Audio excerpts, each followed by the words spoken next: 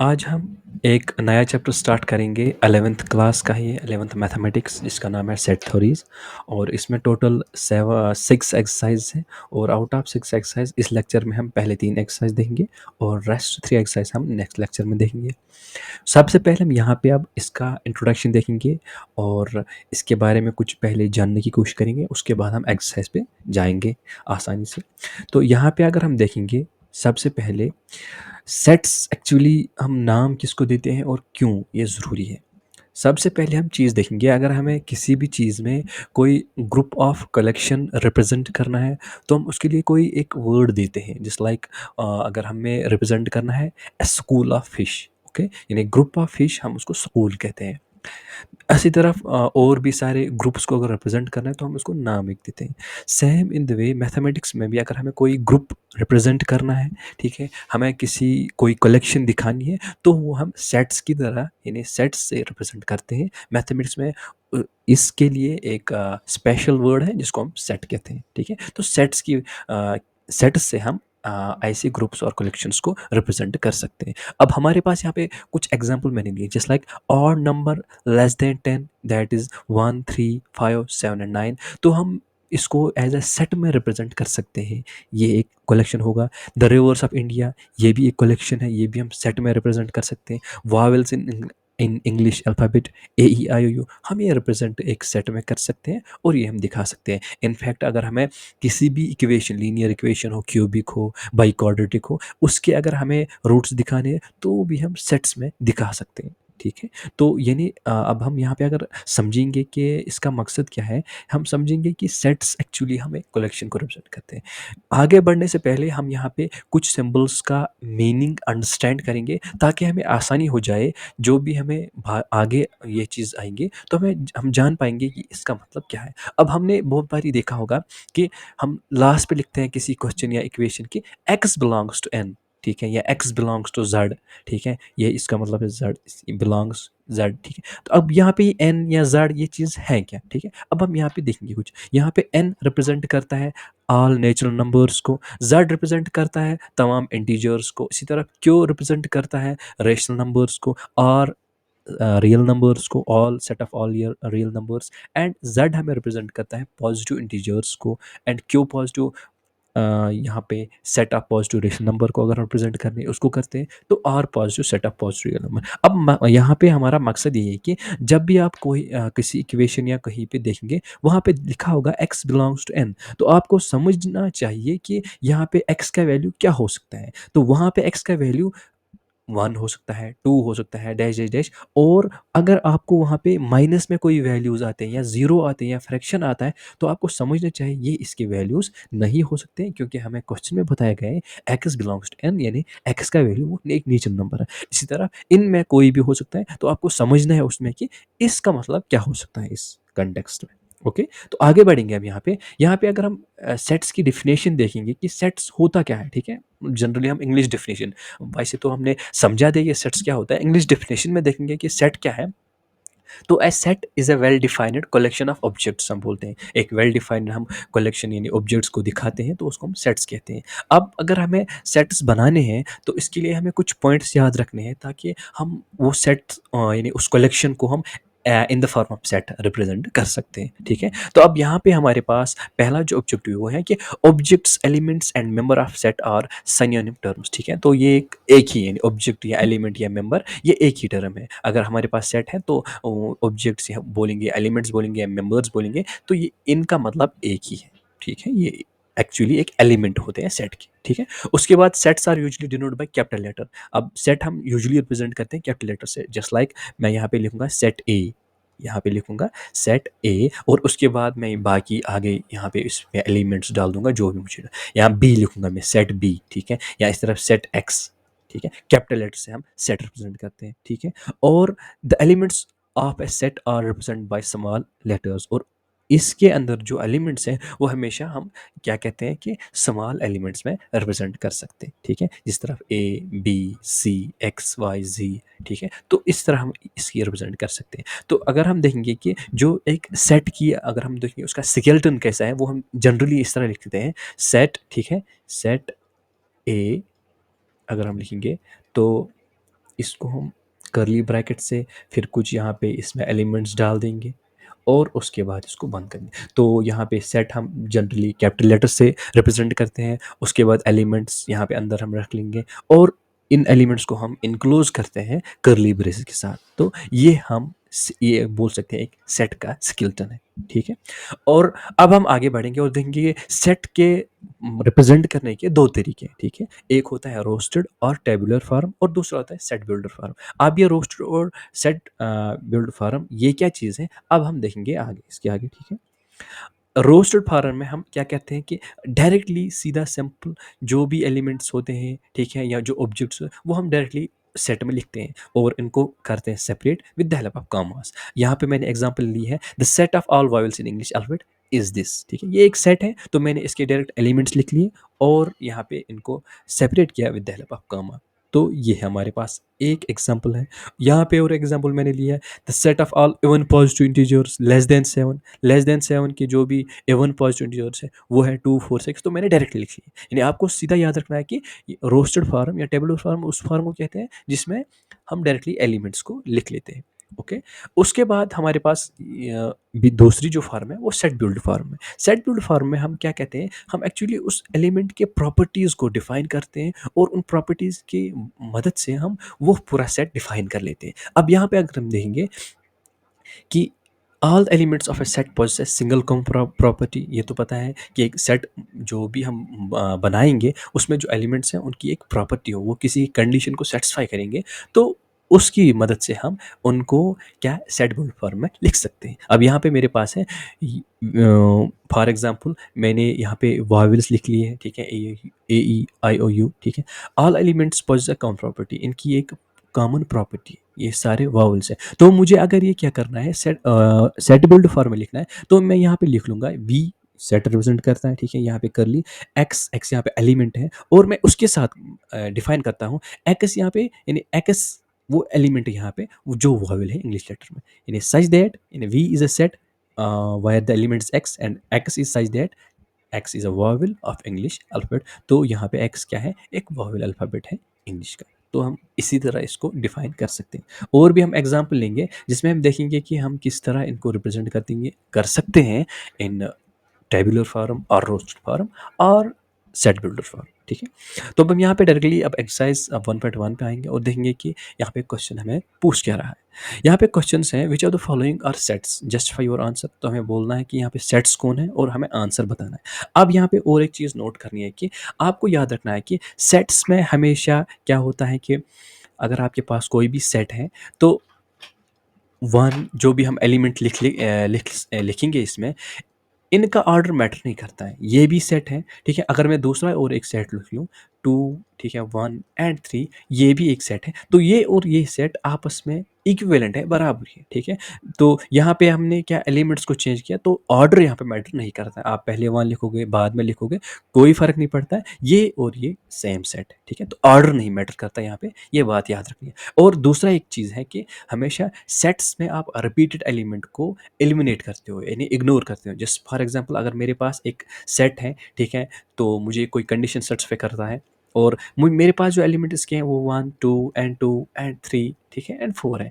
तो मुझे क्या करना है कि सेट्स में हमेशा जो भी डुप्लीकेट एलिमेंट है मुझे उनको एलिमिनेट करना है, मुझे उनको सिर्फ एक ही बार लिखना है। यहाँ पे 2 2 बार आता है, ठीक है, तो मुझे इसको एक ही बार लिखना है। जब मैं इसको एक ही बार लिख लूँ तब मेरा सेट एक मीनिंगफुल एक वेल डिफाइंड कलेक्शन बन जाता है। सही बात है यहाँ तक? ये 2 पॉइंट्स इंपॉर्टेंट है क्योंकि ये आगे आएंगे। Repeated of elements is not allowed in the sets, ठीक है, and order does not matter. These are the two we can say and hot points here. यहाँ पे पहला क्वेश्चन जो है, एंड क्वेश्चन जो बोल रहा है वो बोल रहा है कि which of the following are sets justify your answer. तो हमें बोलना है कि कौन सा यहाँ पे सेट है और कौन नहीं है। तो collection of all months of a year beginning with letter J, क्या ये सेट है? बिल्कुल ये सेट है।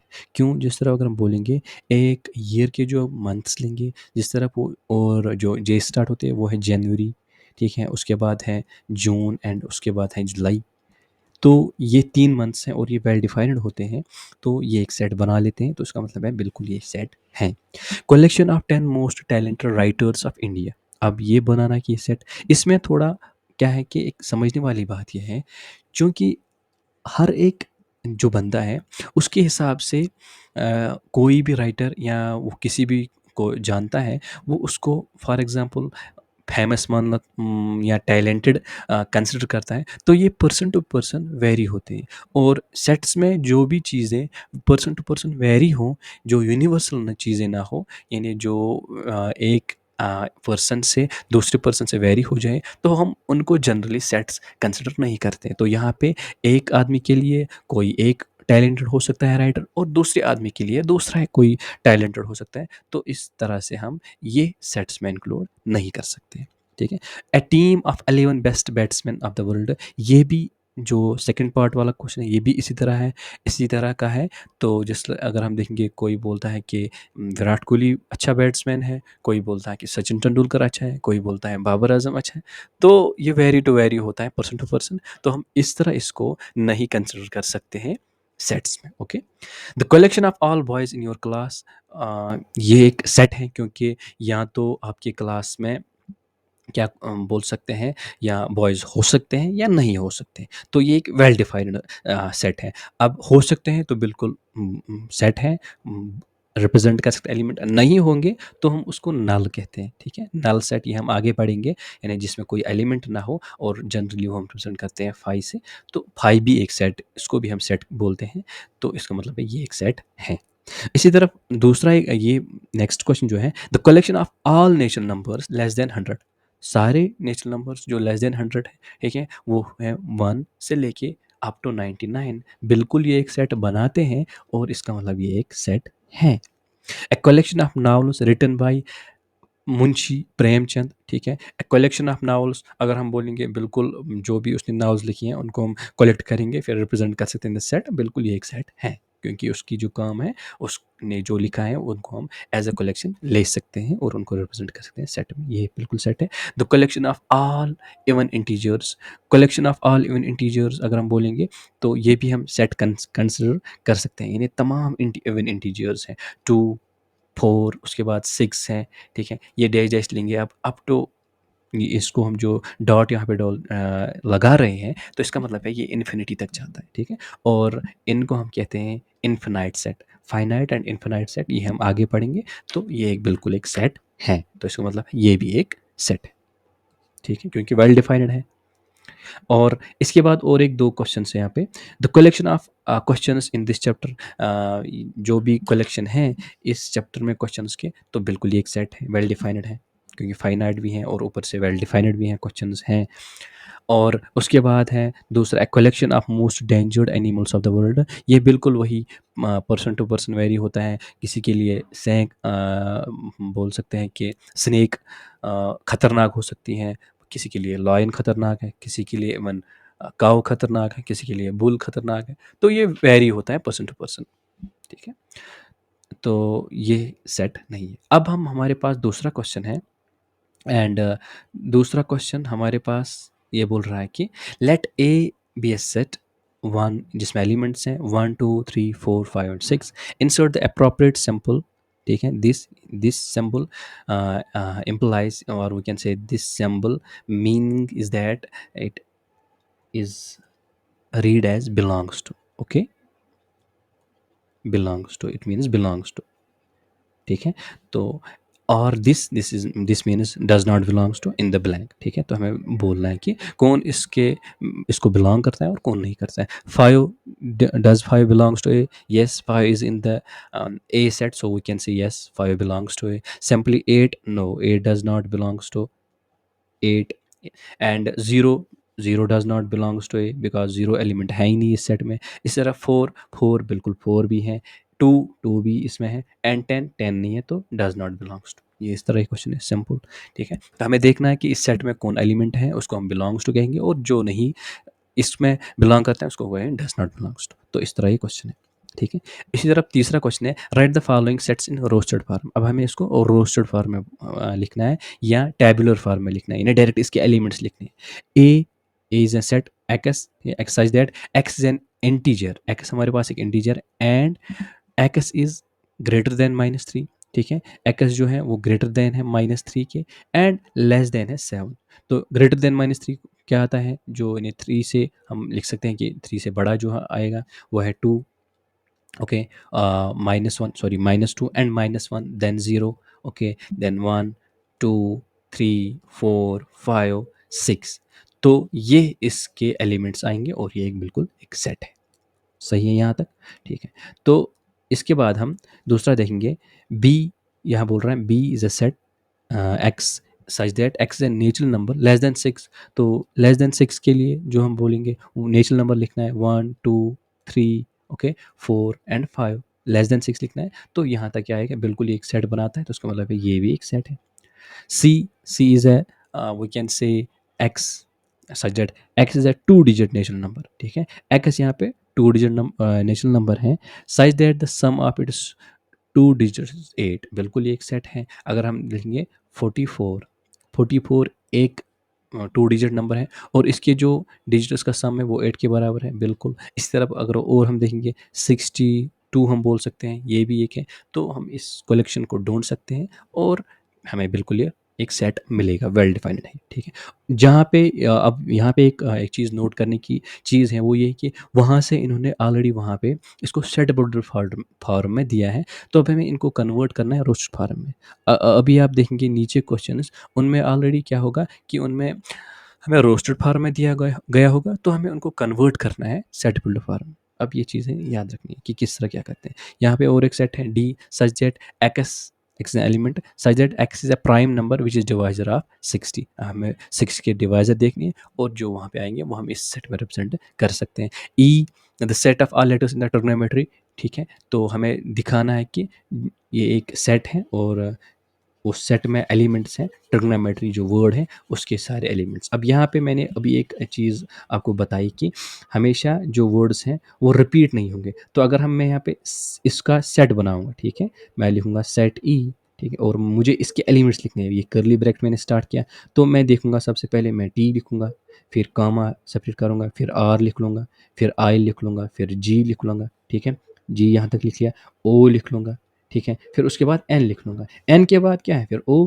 लेकिन ओ तो मैंने एक बार लिख लिया, तो मैं उस ओ को दोबारा नहीं लिखूँगा, क्योंकि मैंने अभी कहा कि सेट्स में रिपीटेशन इज़ नॉट अलाउड, ठीक है। तो एन ओ को मैं नहीं लिखूँगा। उसके बाद क्या लिखूँगा मैं, एम, ये लिख लिया एम। एम के बाद ई, तो ई लिख लिया क्योंकि ई नहीं आया इसमें। उसके बाद टी, टी तो ऑलरेडी आया है, मैं नहीं लिख लूँगा फिर से। आर, आर तो ऑलरेडी आया है। उसके बाद वाई, तो वाई में इस तरह लिख लूँगा। तो ये इसके एलिमेंट्स हैं और ये इसका सेट बिल्डर हम फार्म बोल, सेट बिल्डर फार्म वही है और रोस्टेड फार्म है इसका।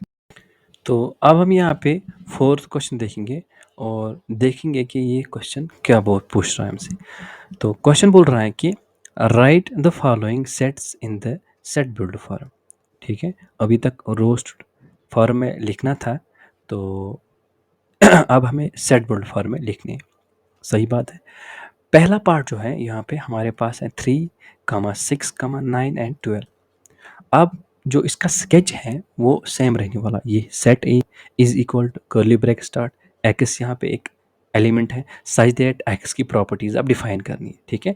और याद रखना ये स्केच हमेशा सेम रहेगा। अभी हम और भी पार्ट देखेंगे तो वहाँ पे समझ आएगा। अब मुझे यहाँ पे क्या करना है, यहाँ पे जो एलिमेंट्स हैं मुझे इन एलिमेंट्स की प्रॉपर्टी डिफाइन करनी है, देखने की ये प्रॉपर्टी क्या फॉलो कर रहे हैं। जब मैंने देखा तो मुझे लगा ये 3 के मल्टीप्लाइज है, 3 1 3 2 6 3 3 9 3 4 12। तो मैं यहाँ पे लिख सकता हूँ 3x इक्वल 3n, ठीक है। साथ ही मैं क्या करूँगा काम, मैं साथ ही कंडीशन डिफाइन करूँगा कि जो यहाँ पे मेरे पास ये x है, ये x बिलोंग करेंगे नेचुरल नंबर को, यानी नेचुरल नंबर के ग्रुप को, ठीक है। इसमें मुझे नेगेटिव नहीं आना चाहिए या ज़ीरो नहीं आना चाहिए, ठीक है। और साथ ही मैं एक और कंडीशन डिफाइन करूँगा, जो ये n मैंने यहाँ पे लिखा है, ये n क्या ग्रेटर आर इक्वल टू 1 होना चाहिए और लेस आर इक्वल टू किसके बराबर होना चाहिए, 4 के बराबर। क्योंकि मुझे बस यही एलिमेंट डिफाइन करने हैं, मुझे इसके ना बाहर करने हैं आगे और ना पीछे एलिमेंट डिफाइन करने हैं, मुझे बस यहाँ से ये ग्रुप डिफाइन करना है। तो उस ग्रुप को डिफाइन करने के लिए मुझे यहाँ पे कंडीशन ज़रूरी लगानी है। तो अगर मैं यहाँ पे इसके बाद वैल्यू डाल दूंगा, इसमें n जब 1 डाल दूंगा तो वो आएगा 3, 2 डाल दूंगा तो 6, 3 डाल दूंगा तो 9, 4 डाल दूंगा तो 12। इस तरह मेरा ये क्या कहते हैं, ये सेट डिफाइन हो गया।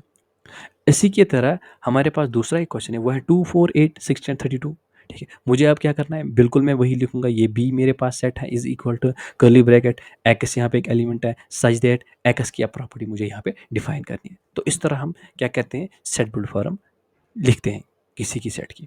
ठीक, अब यहाँ पे मुझे देखना है कि इसकी प्रॉपर्टीज क्या है, इन्हें 2 4 8 16 32 इन एलिमेंट्स की प्रॉपर्टी क्या है। तो जो मैंने देखा कि ये इस तरह है, 2 raise power 1, 2 raise power 2, 2 raise power 3, 2 raise power 4। ठीक है, तो इस तरह ये डिफाइन है, 2 1 2 2 2 4 2 3 8 एंड 2 4 16 एंड 2 5। ठीक है, 2 रेस पावर 5 तो वो होता है 32। तो ये इस तरह है।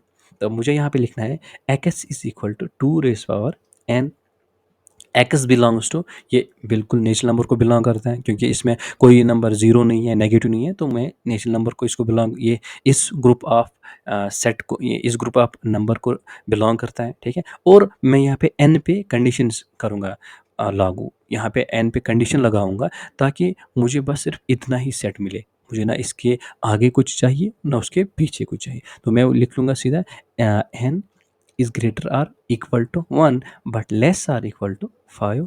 तो ये वैल्यू जब मैं इसमें डाल दूंगा तो मेरा सेट डिफाइन होगा। तो इसी तरह ये बाकी सारे जो भी क्वेश्चन यहाँ पे हैं बिल्कुल सेम इसी तरह मुझे एलिमेंट की जो भी सेट की मुझे प्रॉपर्टी डिफाइन देखनी करनी है, और इसके बाद मैं आगे इसको कर सकता हूँ। तो रिमेनिंग 3 पार्ट्स सेम है। तो आई होप आप लोग ये कर सकते हो। तो अब हम फिफ्थ क्वेश्चन में पढ़ेंगे, और हमें यहाँ पे बोलना है कि list all the elements of the following set. हमारे पास सेट है और मुझे उसके एलिमेंट्स लिखने हैं। इन्हें सिंपली यहाँ पे इसने वहीं से क्या किया है, एक सेट बिल्ड फॉर्म में दिया है, तो मुझे इसको रोज फॉर्म में लिखना है और कुछ नहीं करना है। ठीक है, तो ए यहाँ पे है, ए इज ए सेट जिसमें एलिमेंट एक्स है such that X is N odd natural number. X odd natural number है तो मैं इसको लिख लूँगा इस तरह, ये ब्रैकेट है, तो ऑड नेचुरल नंबर है, तो कहाँ से मैं शुरू कर सकता हूँ, 1 यहाँ पे ऑड है। ठीक है, उसके बाद 3 है, उसके बाद 5 है, dash dash dash dash dash up to infinity. ये इन्फिनाइट सेट है लेकिन सेट है।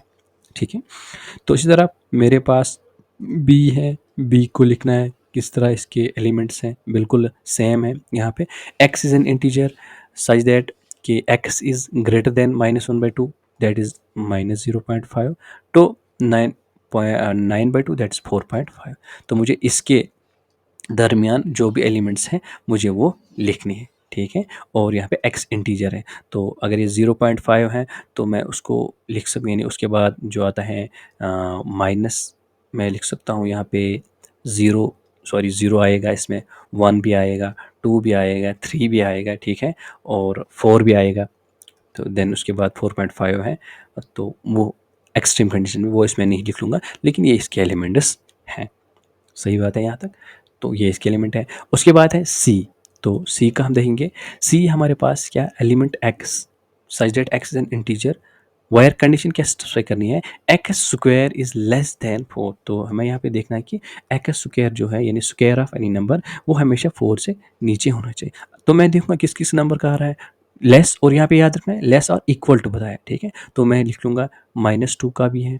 ठीक है, और क्योंकि 2 2 4 यानी -2 का जब आप स्क्वायर करेंगे, ठीक है, तो वो 4 आता है, तो वो इसके बराबर आया। ठीक है, क्योंकि इक्वल टू भी बता रहा है। अगर ये लेस देन बताता तो हम शायद ये इंक्लूड नहीं होता, लेकिन लेस और इक्वल टू बोल रहा है तो ये इंक्लूड करना पड़ेगा। ठीक है, तो क्योंकि ये हम आगे पढ़ेंगे कि इंटरवल किस तरह क्या होता है, क्या रिप्रेजेंट करता है, तो उसमें ये अच्छी तरह समझ आएगा। उसके बाद मैं अगर -1 लूँगा, उसका स्क्वायर भी 4 के क्या लेस आता है, एंड 0 तो होता ही है, उसके बाद 1 भी आएगा और उसके बाद 2 आएगा। तो ये इसकी सेट के एलिमेंट्स हैं, and rest of the elements जो रेस्ट ऑफ द क्वेश्चंस हैं वो भी इसी तरह हमें करने हैं, तो ये इजली हो जाएंगे। उसके बाद है छठवां क्वेश्चन। छठवां क्वेश्चन क्या बोल रहा है, match each of the set on the left in the roast form. ठीक है, तो अगर यहाँ पे हमें ये रोस्ट फॉर्म में दिए गए, तो ये हमें कनेक्ट करने हैं सेट बिल्ड फॉर्म के साथ। सही बात है। अब हमारे पास यहाँ पे है 1 2 3 एंड 6। मेरे पास ही कुछ एलिमेंट देखने हैं, मुझे देखने हैं कि यहाँ पे कौन सी कंडीशन सेटिस्फाई हो रही है। तो मैं यहाँ पे देखूंगा कि जो कंडीशन यहाँ पे सेटिस्फाई हो रही है, x such that x A prime number and a divisor of 6। X एक प्राइम नंबर है और वो डिवाइजर है एक 6 को। ठीक है, तो मुझे यहाँ पे डिवाइजर ये 6 के थे। ठीक है, 1 भी डिवाइजर है, 2 भी, 3 है, 6 भी है। ठीक है, लेकिन प्राइम नंबर ये नहीं है। क्योंकि 6 यहाँ पे प्राइम नंबर नहीं है, 6 के बहुत सारे फैक्टर्स हैं, तो ए इसके साथ नहीं मिल सकता है। यहाँ पे दूसरा पार्ट देखेंगे, X such that X an odd natural number less than 10। X एक ऑड नेचुरल नंबर है, लेस देन 10 बिल्कुल ऑड, तो इसमें 1 3 और 6 है, 2 नहीं है, तो ये इसके साथ भी नहीं जुड़ पाएगा। X such that x natural number and divisor of 6। X यहाँ पे सारे ये नेचुरल नंबर हैं और ये डिवाइजर ऑफ 6 भी हैं, तो 1 यहाँ पे कनेक्ट कर लूँगा मैं सी के साथ। तो इस तरफ यहाँ पे दूसरा पार्ट है 2 and 3। 2 and 3 यहाँ पे हैं, तो x is a prime number and divisor of 6, ठीक है, तो 6 को ये बिल्कुल डिवाइड करते हैं और ये प्राइम नंबर भी है, तो ये इसके साथ जुड़ पाएगा, ठीक है। इस तरह मैथमेटिक्स यहाँ पे direct accelerator of word mathematics, तो ये यहाँ पे आएगा इसके साथ, इसके वर्ड्स हैं, यहाँ पे इसने क्या है, जो भी डुप्लीकेट एलिमेंट हैं वो रिमूव किए हैं, तो फिर ये सेट आया है, जो मैंने कहा कि सेट्स में duplicate element is not allowed. तो बाकी जो ये रहता है ये इसकी प्रॉपर्टीज को डिफाइन कर लेता है। तो इस तरफ हमने पहले एक्सरसाइज को ख़त्म कर लिया।